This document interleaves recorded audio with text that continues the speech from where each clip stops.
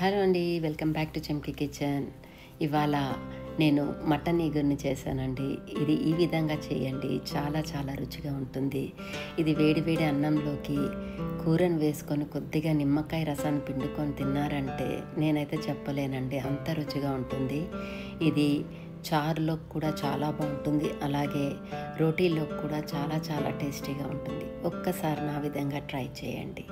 ముందుగా 2 టీ స్పూన్ల ధనియాలు, 1 టీ స్పూన్ జీలకర్ర, అలాగే ఎండుమిరపకాయలు 5, 6, కొద్దిగా కొబ్బరి, 3 లవంగాలు, మిరియాలు, కొద్దిగా దాల్చిన చెక్క, 2 ఇలాచీలు తీసుకొని దోరగా వేపుకొని పొడి చేసి పెట్టుకోండి. తర్వాత 2 ఆనియన్స్, 2 పచ్చిమిరపకాయలు బాగా వేపుకున్న తర్వాత అందులోకి 1 టీ స్పూన్ అల్లం వెల్లుల్లి పేస్టు, అలాగే 1/2 కిలో మటన్ బాగా నూనె తేలేంత వరకు వేపుకున్న తర్వాత తగినంత ఉప్పు, పసుపు, కారం వేసుకొని దీన్ని ఒక 2 నిమిషాలు బాగా వేపుకొని తర్వాత మనం వేయించుకున్న మసాలా పొడి, అలాగే ఇలాచీ పొడి వేసుకొని బాగా కలుపుకోవాలి. అందులోకి 1 గ్లాస్ హాట్ వాటర్ వేసుకొని ఒక 5-6 విజిల్స్ వచ్చేంత వరకు ఉడికించుకోండి.